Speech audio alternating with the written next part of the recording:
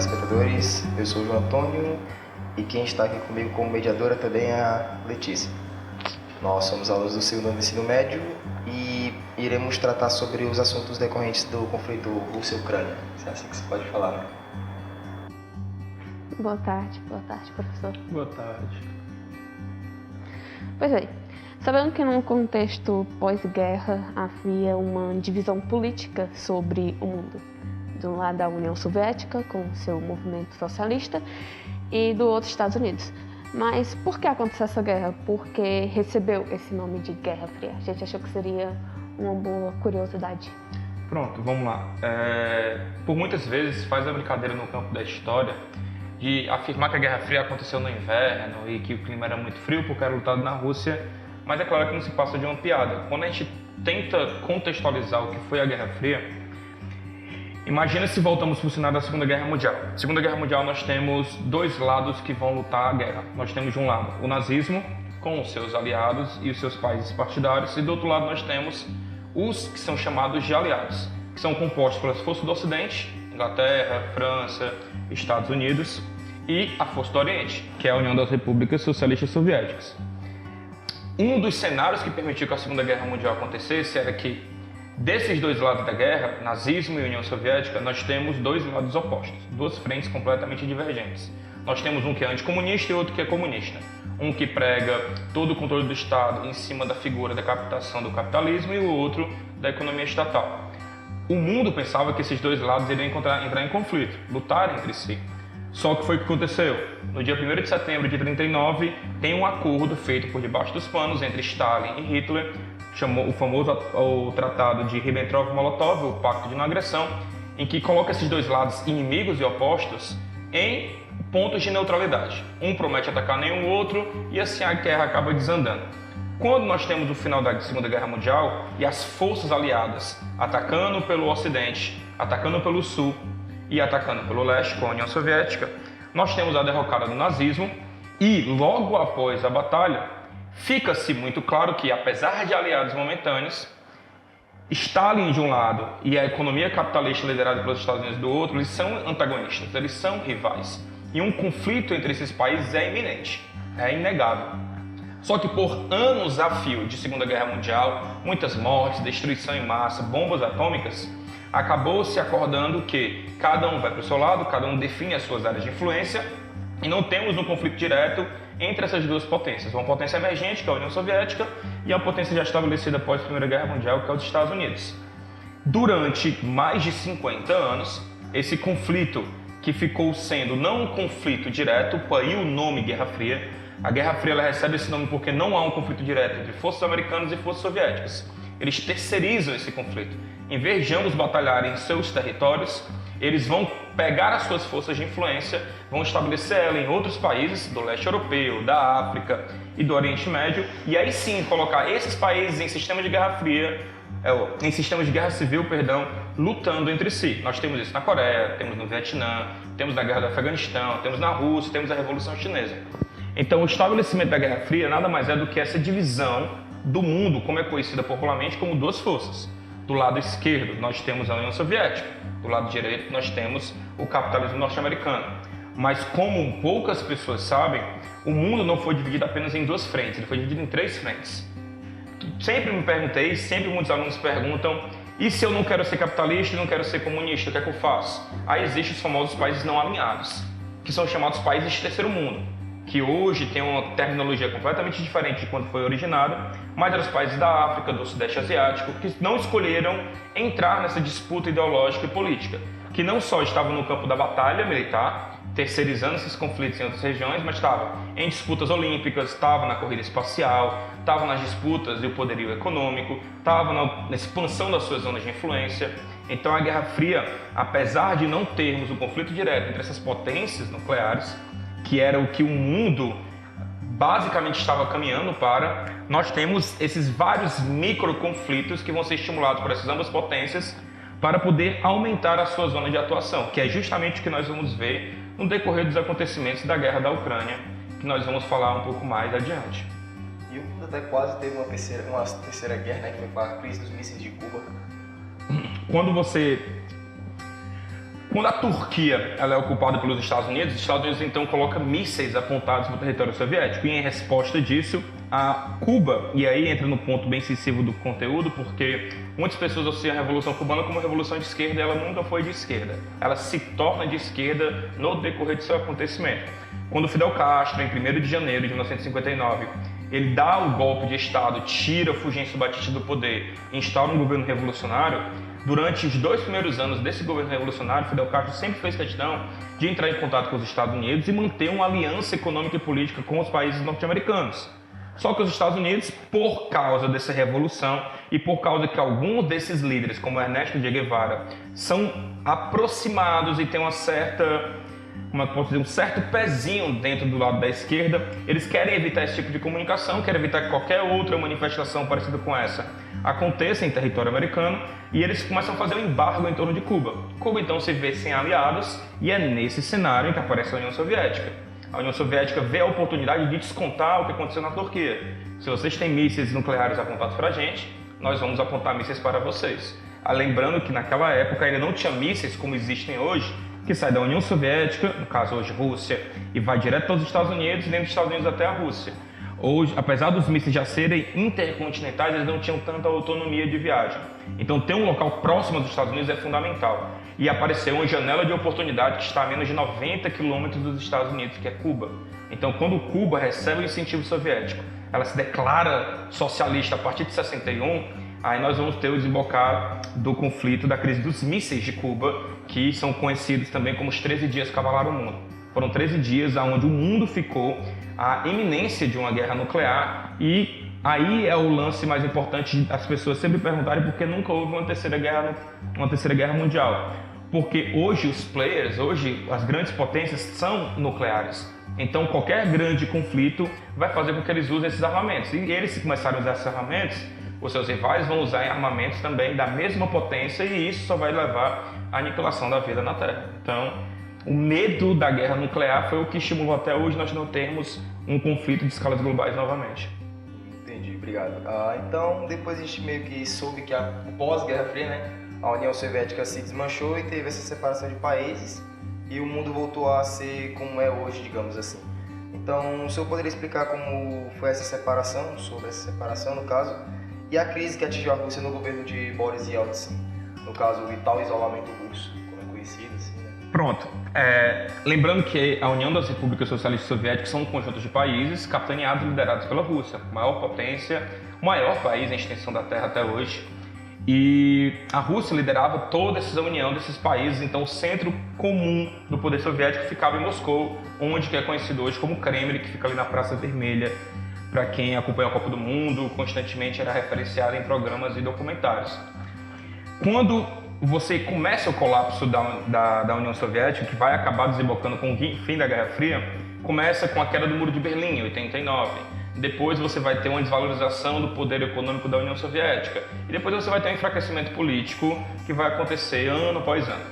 Quando finalmente Mikhail Gorbachev ele começa o processo de diluir o poder da União Soviética numa nova frente, que vai ser conhecida como Perestroika e Glasnost, que é uma reforma política e uma abertura econômica ao capitalismo, ele começa a perder os seus apoios locais. E é aí que na Rússia, uma dessas federações soviéticas, vai ser eleito Boris Yeltsin.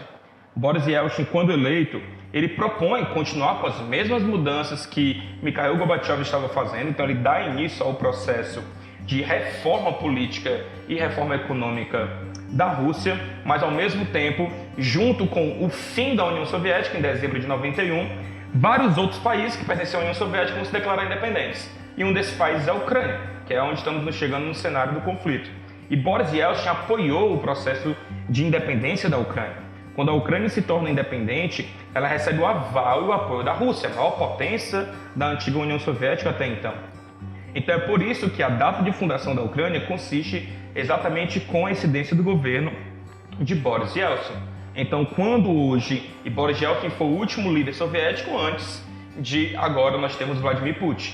Então, quando Vladimir Putin coloca no poder dizendo que a Ucrânia ela pertence à Rússia devido ao seu legado soviético, ele coloca essa responsabilidade nas costas do Boris, porque foi ele que deixou isso acontecer. Foi ele que deixou esses países da União Soviética todos se desmembrarem e se transformarem em países independentes. Iugoslávia, Ucrânia, Croácia, Montenegro, vários outros países. Tanto é que logo após esse processo de independência de vários países, o que vai acontecer é a criação de um bloco econômico chamado Comunidade dos Estados Independentes, a CEI. E qual é a função da CEI? Se nada mais tentar recriar o que foi a antiga União Soviética.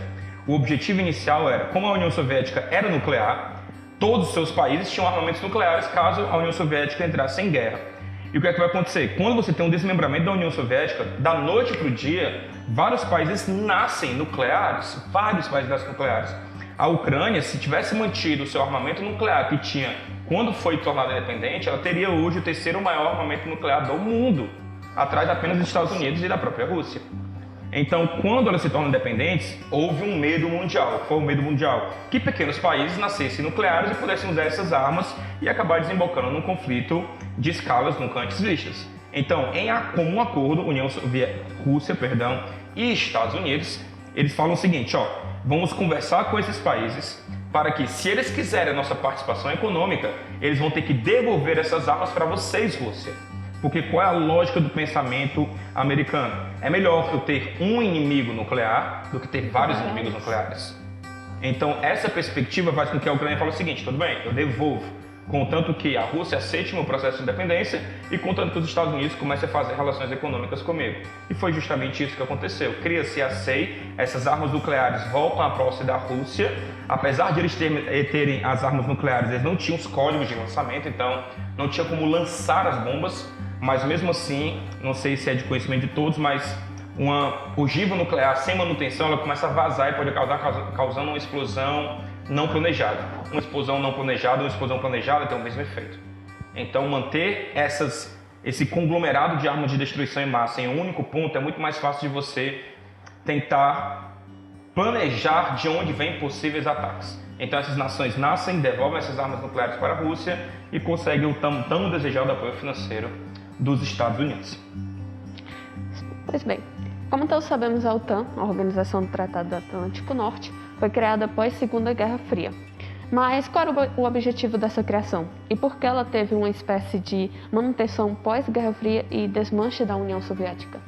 Vamos lá. Quando acabou a Segunda Guerra Mundial, quando acabou a Guerra do Pacífico especificamente, a guerra entre Estados Unidos e Japão, que finalizou oficialmente a Segunda Guerra Mundial, houve um general norte-americano, o general da Frente Oriental, chamado Douglas MacArthur, que ele falou o seguinte, como todos sabiam que Estados Unidos e União Soviética seriam rivais, ele falou o seguinte, nós temos armas de destruição em massa. Eles não tinham, tá?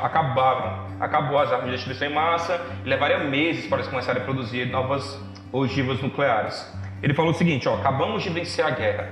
A União Soviética está muito enfraquecida, porque ela de longe foi o país que teve mais pessoas mortas nesse conflito, mas de longe. Apesar de sair fortalecida com a vitória, ela está muito enfraquecida fisicamente. Então esse general, ele implorou para o então presidente norte-americano Harry Truman para iniciar um ataque preventivo à União Soviética.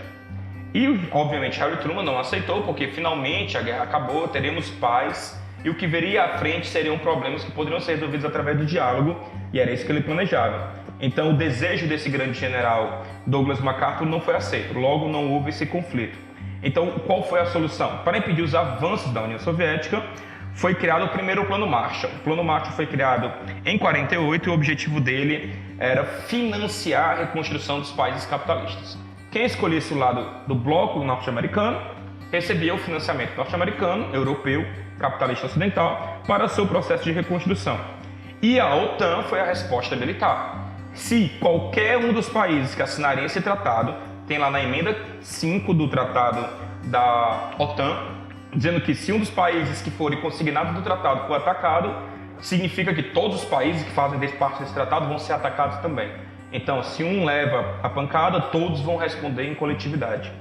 Então, a OTAN é esse acordo político e militar que dá respaldo a esses países que vão, tudo bem, eu aceito a política capitalista, eu quero fazer parte, em contrapartida, se alguém me invadir e me atacar, vocês vão me defender. É um acordo muito bem planejado.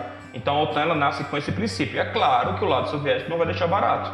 A resposta para o plano econômico do Plano Marshall é a Comecon, que é o incentivo financeiro soviético, e a resposta da OTAN é o Pacto de Varsóvia, criado em 55, quando a Alemanha, que todo mundo achava que seria comunista, se tornou capitalista. Em resposta a esse avanço, cria-se o Pacto de Varsóvia e a mesma aliança, a mesma justificativa. Se algum país invadir um país soviético, um país com ideologias comunistas, ele vai receber a represália da União Soviética. Essa é a função desse acordo.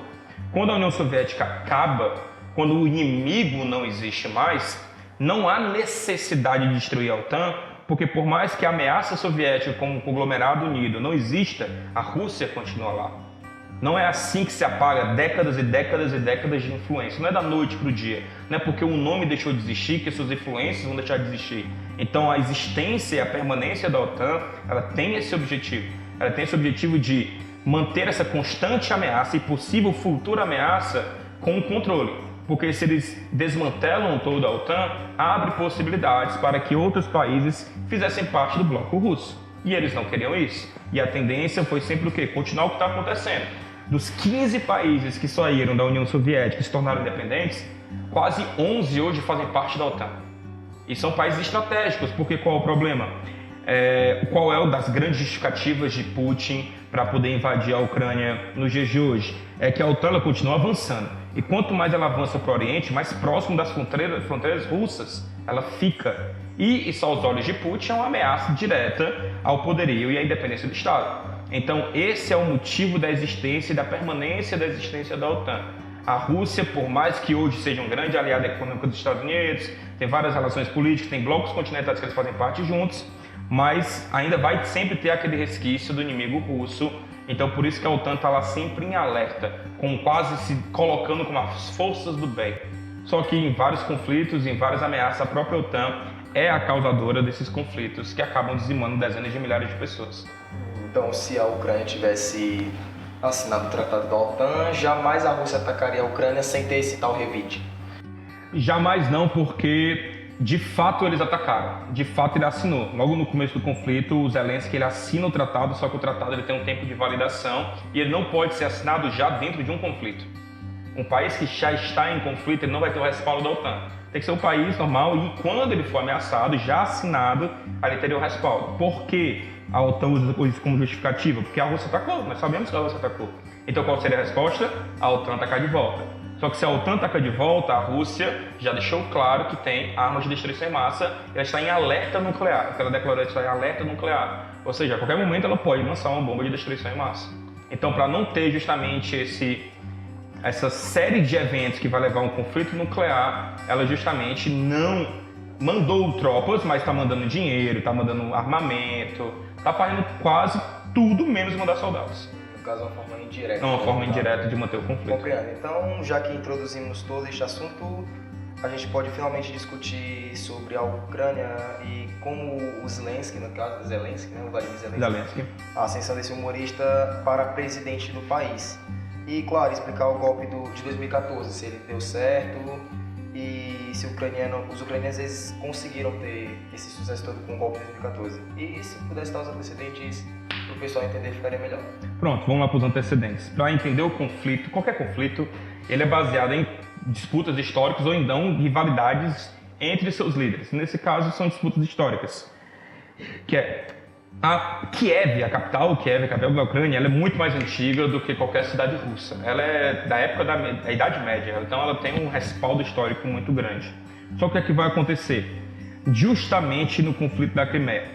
A região da Crimeia, que foi invadida em 2014, que é justamente do que está sendo referenciado, A Crimeia ela foi conquistada pelo Império Russo no século XVIII. Era um território que pertencia a um outro império, Império Otomano, e foi conquistado pela Rússia e anexado ao Império Russo, e a Ucrânia, que ainda não era um país como nós conhecemos, mas o território da Ucrânia fazia parte da Rússia e do Império Russo naquela época. Então, desde então, faz parte do território russo como um todo.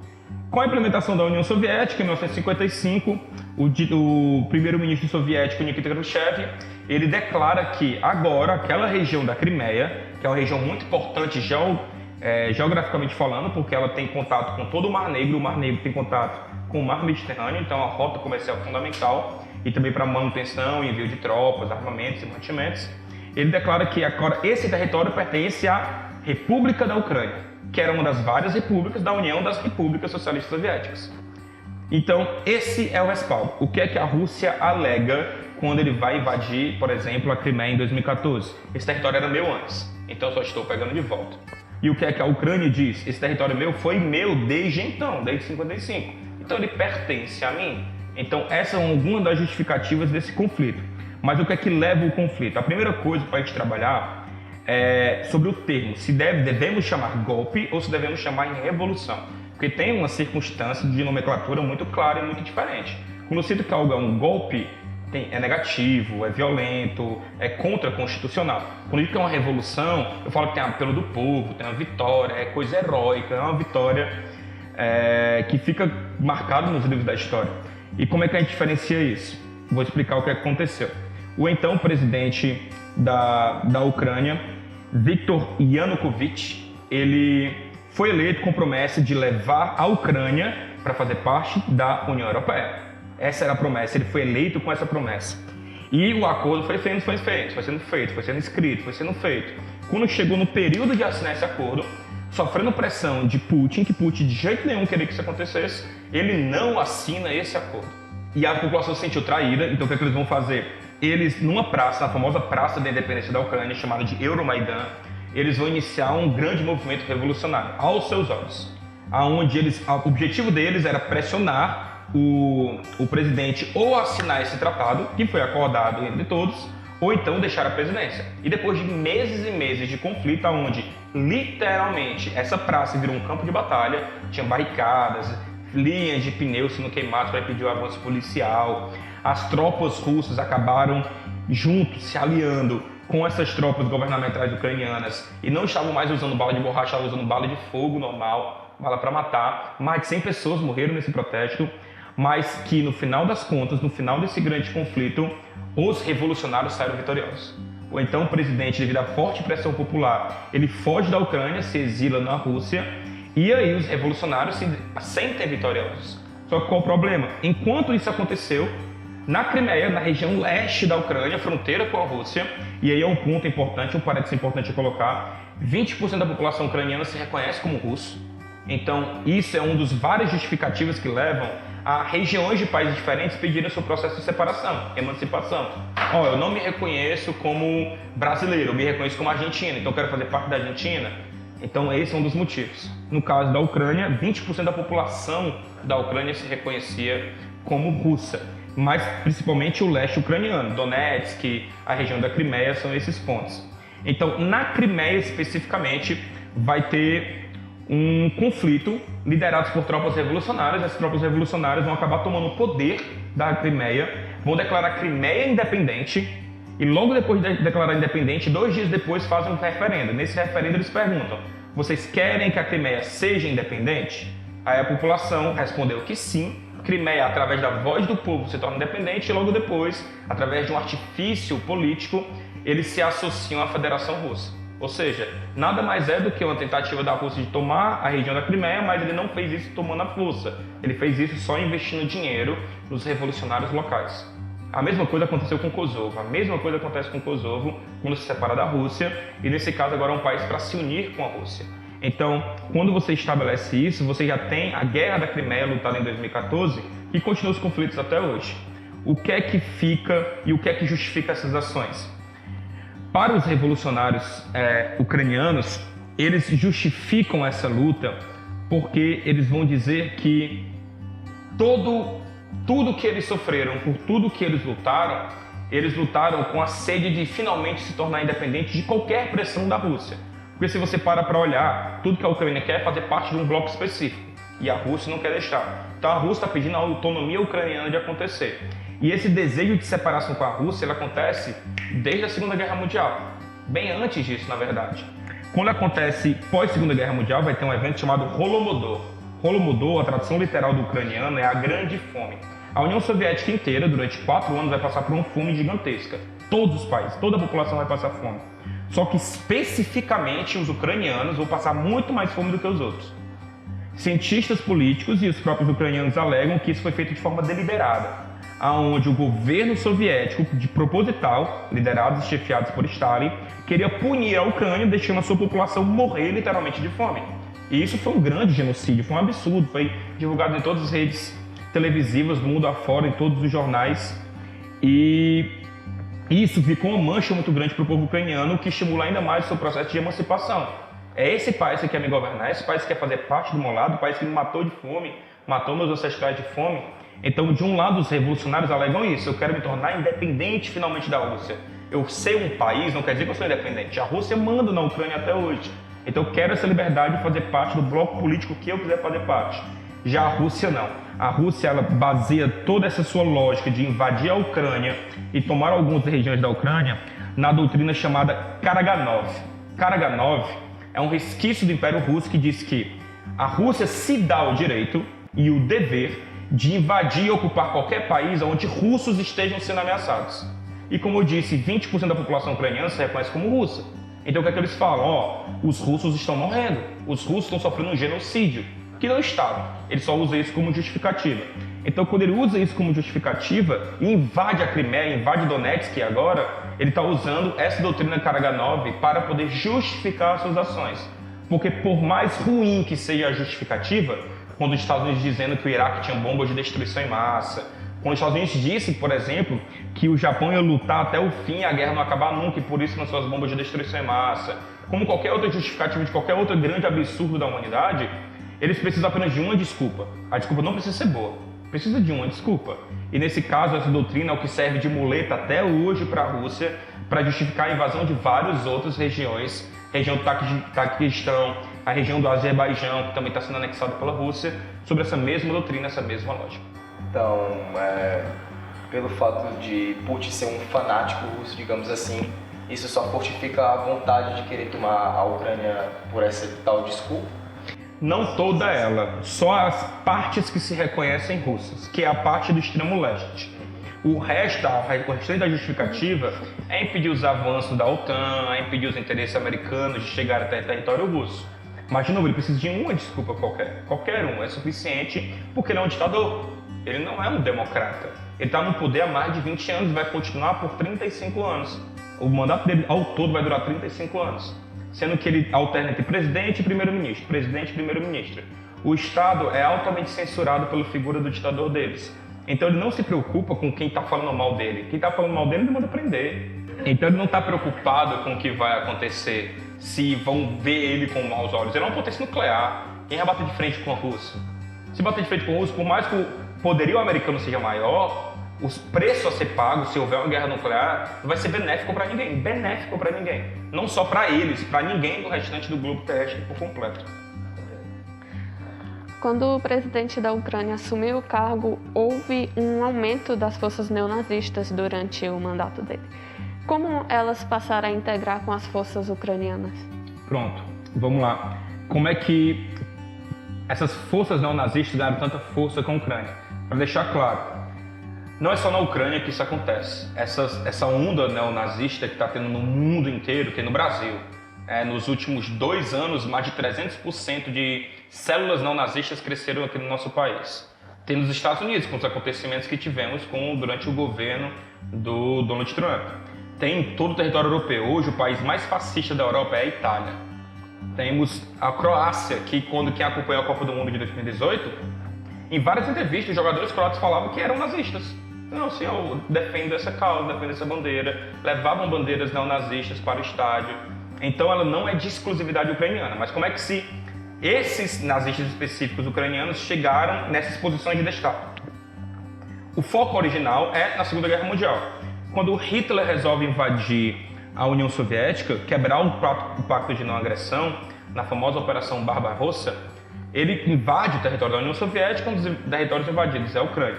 E na Ucrânia ele encontra dois tipos de sociedades. Ele encontra a sociedade que vai resistir e vai morrer lutando pela sua liberdade, que são milhões de pessoas que vão morrer nesse processo, e tem aqueles que gostaram da filosofia de Adolf Hitler e a ideia do nazismo. E essas pessoas que defendiam essas mesmas causas montaram uma frente de destaque ucraniano nazista e lutaram na Segunda Guerra Mundial ao lado de Adolf Hitler. E desde então, essa célula nunca se apagou, ela sempre continuou lá. Hitler chegava a dizer, enquanto vivo, que o Reich, o Terceiro Reich, que era o seu governo, ia durar 1000 anos. Não durou 1000 anos, morre com ele, mas a sua filosofia dura até hoje. Então, por enquanto, errado ele não está. Essa ideologia dele continua se propagando. Vemos jovens negros, morenos, brasileiros sendo nazistas, sendo que o nazismo, a primeira coisa que ele prega é a superioridade ariana. Então, ver um jovem moreno, negro, indígena defender causas nazistas é um tanto quanto irônico. Então, essa é a célula primordial dos partidos e das forças militares nazistas na Ucrânia. O que é que mudou com Zelensky? Para conseguir, e cada vez mais essas células foram aumentando com o tempo. Quando nós tivemos o que aconteceu em 2014, o que é chamada de revolução, o que é que vai acontecer? O Yanukovych, quando ele faz o que ele fez, ele vai ter pessoas opostas ao seu governo. E de dois lados opostos nós temos os liberais reformistas, que eram democratas, e nós temos os ultranacionalistas nazistas. Só que como ambos são rivais de Yanukovych, o que é que eles fazem? Eles vão se unir contra o mesmo inimigo comum. E é aí que eles começam a ganhar força e poder. Quando o Zelensky é eleito presidente da Ucrânia, e quando nós temos a guerra da Ucrânia agora e forças nazistas ucranianas estão lutando no conflito, qual é a justificativa dele? Ele diz que ele vai basear na sua política de neutralidade. Ele não vai, o que Putin quer, ele quer desnazificar a Ucrânia. Mas isso é muito perigoso porque inúmeros cientistas políticos, a única pessoa que afirma que existe uma política nazista na Ucrânia é Putin. E de novo, ele quer qualquer justificativa. Assim como ele quer o Karaganov, ele quer dizer que eles são nazistas. Então o que acontece? Existe partido nazista na Ucrânia? Existe, até vários. Existe milícias paramilitares nazistas? Existem várias. Eles governam? Não. Não existe nenhum membro do parlamento ou do poder executivo na Ucrânia inteira que seja membro de partido nazista. Nenhum. Mas de fato eles são uma força de milícia paramilitar e existem partidos nazistas na Ucrânia. Então o que e qual vai ser a grande influência deles? Vai ser justamente nessa luta contra o inimigo comum. Que Zelensky, ele é judeu. E se você é nazista e você tem um judeu do outro lado, não se bate, não tem como se bater. Então por que Zelensky opta por um ponto de neutralidade, de indiferença por enquanto? Porque por enquanto eles são aliados contra o inimigo comum. O inimigo comum é o invasor russo. Então, e também eles deixam o Zelensky no poder porque o Zelensky ainda é uma pessoa que eles podem tirar algum proveito, vão tirar alguma oportunidade de se tornar cada vez mais poderosos. O que é que vai acontecer, e aí é que é a ironia? Desses povos que invadiram a Crimeia, que eu falei em 2014, quase todos eles é do destacamento nazista russo. Na Rússia existe uma milícia nazista que tem mais de 100 mil inscritos. Então você acusar a Ucrânia de ser nazista, tendo que você tem um destacamento militar com 100 mil pessoas nazistas, é hipócrita. E ele usou esse destacamento militar para conquistar a Crimeia e lutar várias outras batalhas. Então o que é que Zelensky falou? Zelensky falou na reunião com Putin, na segunda reunião com Putin, que Putin falou, nós temos que desnazificar o seu país. A Zelensky, tudo bem, vamos desnazificar? Vamos. Mas não vai ser a força, vai ser através de um referendo e é o povo que vai escolher. Mas a gente só vai fazer isso quando você sair do meu país, tirar suas tropas daqui e devolver nossas terras de volta. Obviamente Putin não aceitou e proibiu que as informações dessa reunião fossem vazadas por a própria Rússia. Ou seja, o mundo sabe disso, mas a Rússia não sabe porque eles são comandados por um partido ditatorial. Então, o Zelensky ele tem culpa no cartório por deixar esses partidos e milícias nazistas ganhar cada vez mais autonomia e poder. Lembrando que o símbolo do governo, o símbolo oficial do governo, ele é um símbolo desse partido nazista, que é um tridente, cujo a lança do meio é uma espada. Ele tem culpa em dar cada vez mais autonomia e poder, porque uma dessas milícias, que é a Guarda Nacional, que é composta por nazistas, ela é financiada pelo Estado. Então eles estão lá com dinheiro estatal. Ele tem culpa nisso? Ele tem, mas não foi ele que criou. Não é só lá que existe e talvez quando essa guerra acabar, se ela acabar, talvez eles assumam o governo. Porque se eles são nazistas e o líder do país é judeu, um vai se bater com o outro. A mesma coisa que a gente conversou aqui sobre acabar a Segunda Guerra Mundial e saber que a União Soviética e os Estados Unidos eram opostos e que o conflito ia acontecer em algum momento, isso vai acontecer na Ucrânia.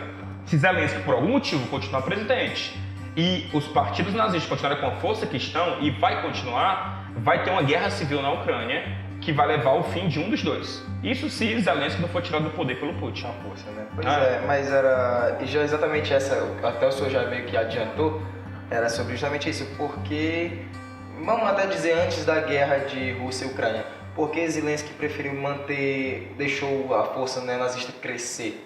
Porque a gente viu que ele é descendente de judeu, então qual foi algum motivo específico para isso, ou ele só meio que não consegue controlar esse avanço neonazista?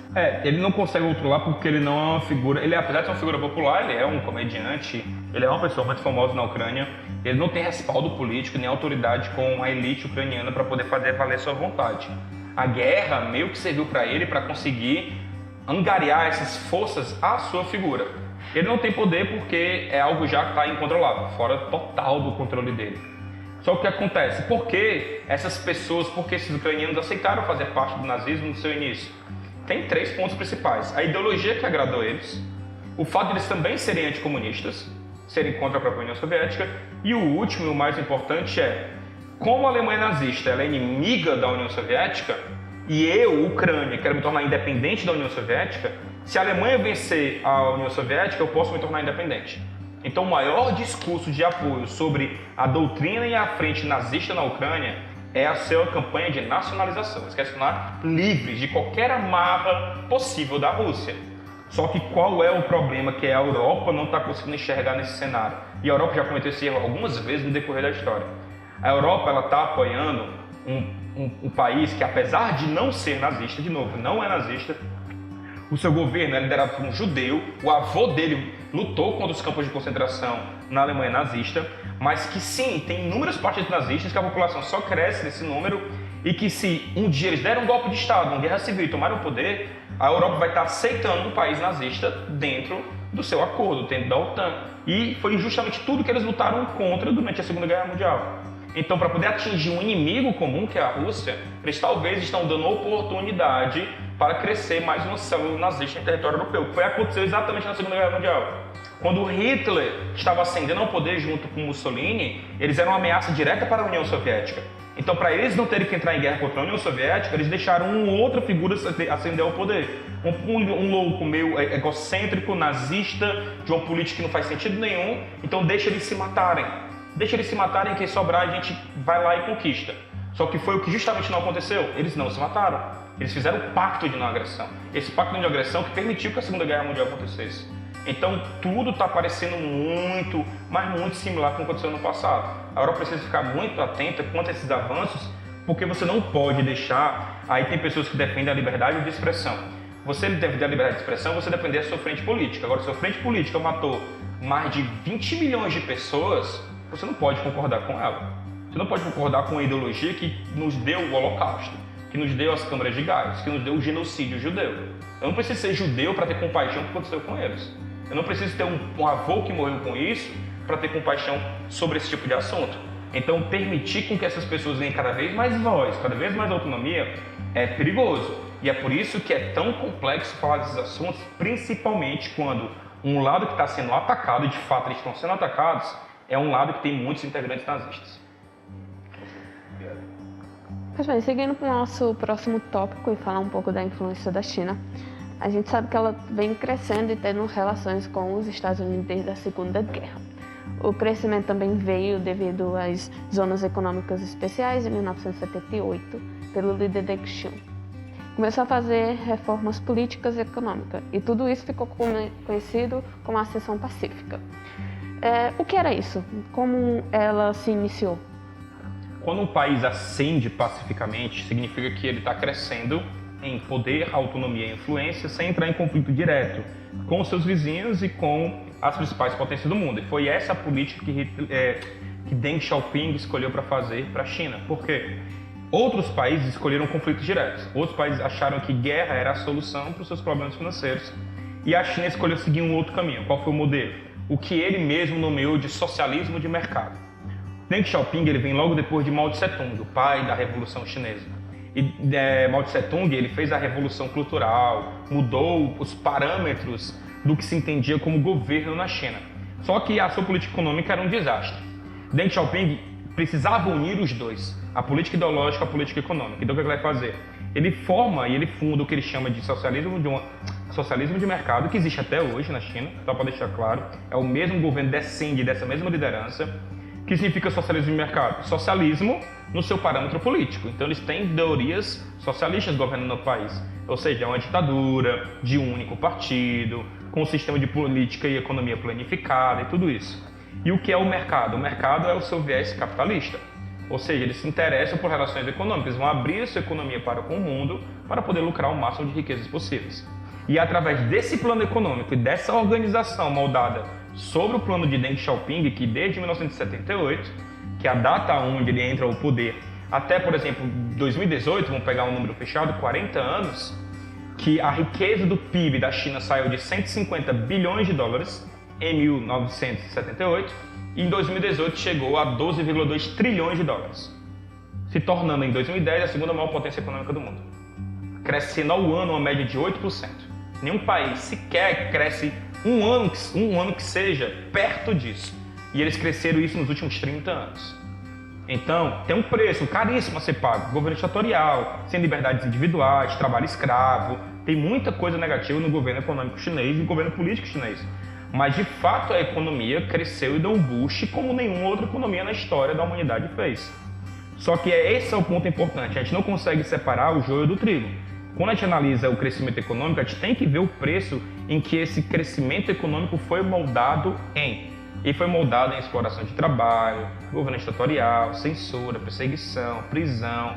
É só quem quiser acompanhar uma das atrocidades que ele cometeu enquanto ditador, o massacre da Praça da Paz Celestial, que é o que tem o famoso desfile de tanques lá, e tem um cidadão chinês que impediu o desfile dos tanques lá com sua maletinha na frente dos tanques e pedindo a passagem dele.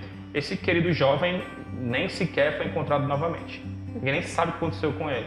O primeiro médico chinês que descobriu o que era o coronavírus e que poderia ser uma doença que ia acabar dizimando boa parte da população mundial, que tinha uma grande incidência de perigo de pandemia no mundo, o governo chinês ignorou e silenciou ele o máximo que ele pôde.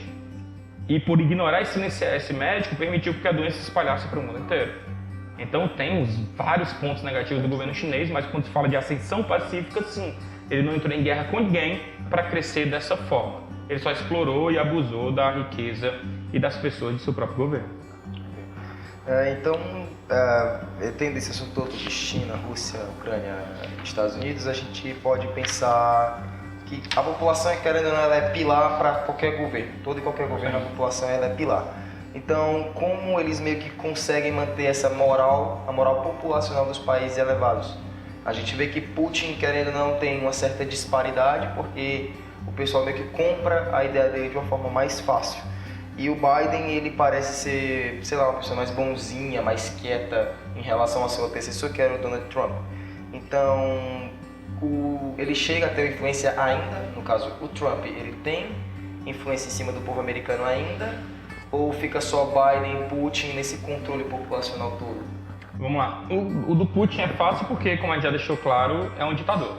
Então ele tem um controle total da sua população. Aqueles que discordam são presos e podem ser executados. Simples assim. Só que, de novo, sempre é bom, apesar de um ditador, é sempre bom você ter alguma justificativa para validar suas ações. E qual é a justificativa nesse caso do Putin? É ele acusar a Ucrânia de ser nazista. O que é que ele ganha acusando a Ucrânia de ser nazista? De novo, ela tem partido nazista? Tem. Ela tem milícia nazista? Tem. Ela tem um governo nazista? Não. A Ucrânia não tem governo nazista. Mas quando a Rússia acusa a Ucrânia de ser nazista, o que é que isso ativa na população russa? Uma herança histórica da grande vitória da Segunda Guerra Mundial, que eles não chamam nem de Segunda Guerra Mundial na Rússia, eles chamam de a Grande Guerra Patriótica, para vocês verem como é criado toda a discussão em cima lá. Então ele ativa essa grande herança, tá vendo? Lembre-se dos mais de 20 milhões de socialistas que morreram, mais dos 20 milhões de soviéticos que morreram nessa guerra para vencermos o mal. E o mal era personificado na figura de Adolf Hitler e de seus seguidores. Então, quando ele fala nós estamos atacando o nazismo, não é atacando a Ucrânia, nós estamos atacando uma célula da Ucrânia que lembra-se aquele passado arcaico e absurdo que foi o nazismo no mundo. Holocausto, perseguição, tortura, morte e desgraça. Então, o Putin ele tem esse controle porque ele detém o poder da informação, ele tem uma rede televisiva obrigatória, ele censura qualquer pessoa que fale o oposto a ele, então fica muito mais fácil de ele ser a voz do povo. No caso do Biden, o Biden vem de um governo democrático, então é muito mais difícil, a não ser que você seja extremamente popular, você ter esse mesmo controle sobre a sociedade. E assim como o Brasil, os Estados Unidos vem de uma divisão muito drástica das pessoas dentro do seu país. E essa divisão ela é ocorrida através do seu viés político. No caso do Brasil, nós estamos muito claro. Nós temos do lado os apoiadores e seguidores do Bolsonaro e temos aqueles que não apoiam e não seguem o Bolsonaro. São todos os outros. E nos Estados Unidos, nós temos os seguidores do Donald Trump e todos aqueles que não seguiam o Donald Trump. O que o Trump fez foi, o Biden, nem de longe, ele é pacífico. O Biden, nem de longe, ele é manso. O Biden é militar. Ele vem da escola de guerra superior norte-americana. Ele apoiou a invasão do Afeganistão, apoiou a invasão do Iraque, ele financiava isso. Quando vice-presidente do Barack Obama, a gestão do Barack Obama foi a segunda em que mais invadiu e atacou o país no mundo inteiro, atrás apenas do Bush. Então Obama, apesar de ganhar o Prêmio Nobel da Paz, o que é uma palhaçada inacreditável, foi um dos caras que mais matou pessoas durante o seu governo, o Biden era o seu vice-presidente, então ele apoiava todas essas invasões.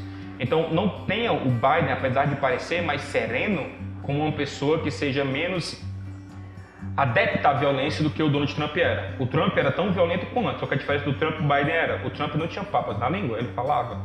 Ele colocava e estava isso para fora. E qual o problema disso? Quando você externa discursos de ódio, faz com que os seus seguidores sigam esses discursos de ódio. E quanto mais ódio você propaga, mais divisão você vai criando dentro do seu cenário nacional. E é o que aconteceu com a invasão do Capitólio, um evento que nunca antes tinha acontecido na história dos Estados Unidos. Aconteceu porque um presidente falou, se você me apoia, vai invadir o Capitólio. Nessa invasão morreu 4 pessoas para poder você discordar do resultado das eleições. Isso é um absurdo para um país democrático. E que se a gente não tomar cuidado, a gente está caminhando drasticamente a passos largos para esse mesmo cenário. Dependendo do resultado de como foram as eleições no final desse ano, a gente pode ver algo muito parecido com o que aconteceu nos Estados Unidos. E sabe o que foi acontecendo nos Estados Unidos. Até hoje essa divisão continua muito grande. Não que o Donald Trump tenha muita influência hoje política, não tem mais nenhuma. Mas o Biden, ele não tem a mesma autonomia e poder do que o Putin, porque ele vive no governo democrático. Ele tem rede de televisão que critica ele todo santo dia. Ele tem políticos que criticam ele no Congresso todo santo dia. Na Rússia isso não acontece. É por isso que a figura do Putin parece ser muito mais consolidada. Mas não é. Tem seus opositores. A única diferença é que esses opositores não têm um poder de fala. Para poder falar, eles têm que fugir da Rússia. E mesmo fugindo da Rússia, eles não estão livres das amarras russas. Aí tem espião, tem serviço secreto, aí tem uma porrada de coisas que vários outros rivais de Putin já morreram em países do mundo afora e as pessoas não sabem quais são as causas dessas mortes. A preparação russa ela começou pelo menos em 2014 com a tomada da Crimeia. A invasão ela provocou as sanções internacionais e o Putin viu que tinha que estar preparado para uma situação dessa novamente. O que ele está fazendo agora, caso haja, ou como já está acontecendo, uma situação dessa novamente? Como a estrutura econômica russa está sendo montada ou feita para tudo isso? O principal modelo do Putin, ele é de chantagem militar e ameaça nuclear, basicamente isso. Tanto é que quando ele cria oficialmente pelo Congresso o estado de emergência nuclear, ele está dizendo para o mundo que a qualquer momento ele pode usar uma bomba de destruição em massa. E isso pode pressionar outros países a não fazer o que a Ucrânia está fazendo. A Finlândia já declarou que vai fazer parte da União Europeia. E a Rússia disse, se vocês fizerem isso, eu vou invadir vocês. Sobre a justificativa de ter armas de destruição em massa. Quanto ao ponto econômico, diferentemente do que aconteceu na Guerra da Crimeia, em 2014, Putin achava que a guerra seria tão rápida quanto foi da Crimeia, que durou algumas semanas e finalizou e conseguiram anexar a Crimeia. Agora a guerra começou em fevereiro, nós já temos alguns meses da guerra ainda. Calcula-se que por dia, mais ou menos, Putin está gastando 2 bilhões de dólares só com a manutenção desse conflito. E o que é que está acontecendo com a Rússia? Um desastre econômico nunca antes visto. Alguns economistas calculam que a Rússia vai deixar de crescer, na verdade vai crescer negativo, vai decair a sua economia em 7 a 15%. Para você recuperar 7 a 15% da economia de um país, pode levar mais de uma década Por exemplo, o Brasil, há 2 anos atrás, cresceu 1,5%. Ou seja, a gente caiu 1,5% da nossa economia. Para a gente recuperar isso, vai levar 4 anos da nossa economia para a gente poder voltar 1,5%. 15%, só Deus sabe como é que eles vão conseguir voltar. Se isso de fato acontecer. O rublo está altamente desvalorizado, que é a moeda russa. A Bolsa de Valores fechou porque senão ia quebrar por completo, por causa justamente da guerra. A inflação está descontrolada, os juros mais que duplicou. E eles estão na eminência de declarar moratória. Moratória é basicamente o que eu faço lá em casa. É dizer que eu não vou pagar o que eu estou devendo, porque eu não tenho dinheiro. Eles chegam e falam o seguinte, eu não tenho dinheiro para pagar o que eu estou devendo, então eu não vou pagar. Um país que fez isso há muito tempo foi o Brasil. Na época do reinado, para vocês verem que declarar moratória é uma condição econômica ridícula, triste, deprimente para um país. E uma potência como a Rússia é muito preocupante porque ela tem centenas de milhões de habitantes. E o que é que fez a Rússia entrar nesse ciclo de crise econômica do jeito que está? Primeiro é gasto com guerra. A guerra está muito cara. Eles já queriam ter acabado essa guerra há muito tempo. Eles acreditavam que a guerra ia durar algumas semanas, já está durando meses e meses a fio.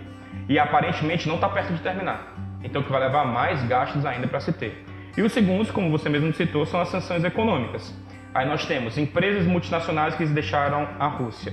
Nós temos riquezas de oligarcas russos que estão sendo congelados mundo afora. Porque bilionários russos que não moram mais na Rússia, que não apoiam a Rússia, estão tendo as suas riquezas congeladas, como por exemplo o dono do Chelsea. O dono do Chelsea, o Roman Abramovich, ele teve a sua economia congelada e teve que vender o time, ele não vai receber o dinheiro da venda do time, até a guerra acabar. Por quê? Por mais que ele não apoie, ele ainda é russo. Então a Rússia pode confiscar esse dinheiro em estado de emergência para usar nesse conflito. Então, para impedir que ele tenha acesso a essa riqueza desses bilionários,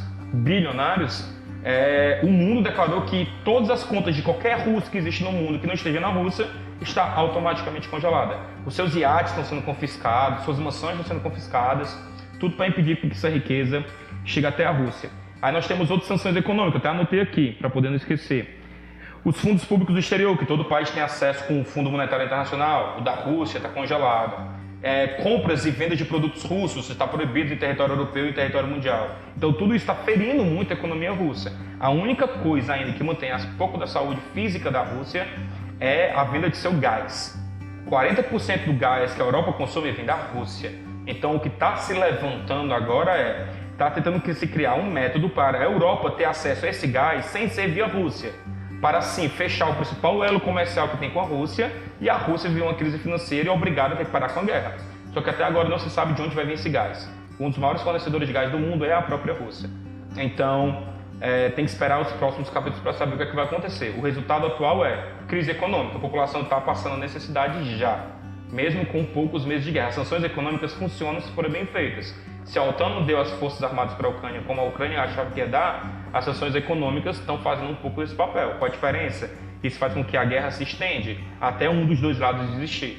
E qual o problema disso? Muitas pessoas continuam morrendo nesse processo. Então, no caso, acho que é a Alemanha que ela tem uma grande dependente da Rússia, né? Parece que também esses mesmos 40% de gás é para energia alemã, fazer corrida para arranjar outros tipos de energia, mesmo que seja num curto espaço de tempo, Sim. mesmo sendo eólica ou solar, por exemplo, como a própria Alemanha está investindo. Então, se essa guerra perdurar até, por exemplo, o fim do ano e os países europeus meio que estenderem essa corrida por uma energia limpa, a Rússia meio que seria forçada para a guerra. O único problema é de onde vai vir esse material, diferentemente do país tropical, como no Brasil, que tem sol o ano todo, energia solar é muito viável para a gente. Em algumas vilas na Alemanha, algumas pequenas regiões da Alemanha, tem fatos que é até interessante que eles investem, é o país que mais investe em energia eólica no mundo, disparado. E tem cidades na Alemanha onde a população recebe dinheiro para gastar energia. Olha que parece uma loucura, né? A gente paga para gastar energia e lá eles ganham dinheiro para gastar energia porque tem energia sobrando. Você fala, gasta energia, pelo amor de Deus, que está sobrando. Porque não tem onde armazenar. Então, sim, pode ser, mas o problema é que isso é muito a longo prazo. É muito mais a longo prazo do que o resultado da guerra vai ser. Mesmo você conseguir prever quando vai ser o final da guerra. Então esse investimento requer muito dinheiro e talvez as finanças alemãs não estejam. A Angela Merkel acabou de sair do poder, então está passando por uma transição de governo, isso requer tempo. Então foi em péssima hora esse conflito para vários países da Europa. Porque o Putin quis invadir a Ucrânia, mesmo depois que aconteceu na Crimeia, sobre as sanções que já foi vista, sobre toda essa preparação de efeito dominó que poderia acontecer. meio que entre essas aspas, como é que seria o objetivo principal de Putin com essa tomada da Ucrânia? Seria acessar o Mar Negro, uma ideologia populista, o quê? Pronto. No caso da Ucrânia, a Crimeia eles já tem, o Mar Negro já é deles, automaticamente. O que eles estão querendo agora são as reservas de minério, mais especificamente o minério de ferro, que é onde tem Donetsk, por exemplo, aonde eles também já anexaram o território. O que eles usam, de novo, como justificativa, não precisa ser boa, mas o que eles usam é desnazificação da Ucrânia, mesmo a Ucrânia oficialmente não sendo nazista. Eles querem a desmilitarização da Ucrânia para evitar que esse conflito continue anos a fio e que mais civis ucranianos acabem morrendo de forma desnecessária. E eles querem impedir o avanço da OTAN. Esse é o motivo número 1. Eles querem que a influência europeia, a influência ocidental, pare de andar conquistando antigos países da União Soviética, como já conquistou vários deles. E é por isso que a Finlândia também está sendo ameaçada agora, que a Finlândia quer fazer parte da União Europeia e da OTAN. E a Rússia não quer deixar, porque por mais que esses países não pertençam mais à Rússia, de novo, quanto mais a OTAN avança, mais próximo da Rússia ela vai ficando. E quanto mais próximo da Rússia, maior a ameaça. Então a ideia de Putin é impedir que essa ameaça continue galgando o seu caminho, continue avançando até o território russo. Porque assim como nós vimos na Guerra Fria, tinha uma política chamada de cortina de ferro. Cortina de ferro são os países do leste europeu que a Rússia usava como escudo para impedir com que os ideais capitalistas chegassem ao seu território. Agora, esses vários países se tornaram capitalistas já. E está chegando num caminho onde a Rússia não vai conseguir mais impedir esses avanços, porque ela não consegue oferecer o que o mundo ocidental consegue oferecer, a não ser se não for no medo, na conquista e no conflito. Então, o que acontece? Qual a grande justificativa para os ucranianos? Estado nacional é diferente de identidade nacional. Estado nacional, a Rússia tem 32 anos. 32? 31 anos. Ela tem exatamente 31 anos. Ela surgiu em 1991. Identidade nacional é quando você se reconhece como uma nação, mas não tem o seu Estado unificado. Isso a Ucrânia se reconhece desde a Idade Média. Os povos ucranianos se reúnem em torno de Kiev desde a Idade Média. Então eles alegam que esse país já existe muito antes de sequer existir a Rússia. E essa é a justificativa que eles utilizam para conseguir finalmente essa emancipação do território russo. Mas quase sempre a mesma justificativa de Putin, que ele não usou só uma vez, já usou várias outras vezes. Russos estão morrendo sobre genocídios de governos autoritários e que nesse caso da Ucrânia nós temos o governo nazista. E lembre-se, você usar essa lembrança nazista, você faz ativar na cabeça do russo aquela lembrança da Segunda Guerra Mundial, os terrores que os nazistas trouxeram para o mundo. Então você estimula essas pessoas a lutarem por essa causa. Mesmo que ninguém no mundo consiga comprar isso, ninguém aceita isso, só a Rússia que levanta esse discurso. Somos gratos à presença do professor Cícero por ter respondido todas as nossas perguntas e ao colégio por disponibilizar esse momento histórico para contextualizar todos que estão assistindo, sendo a coordenadora que está aqui do lado, vocês aí da câmera e todo mundo que vai chegar a assistir. E para vocês meio que se informarem e não ficar saindo por aí falando qualquer coisa que possa vir a calhar. Sim. É isso, obrigado pessoal.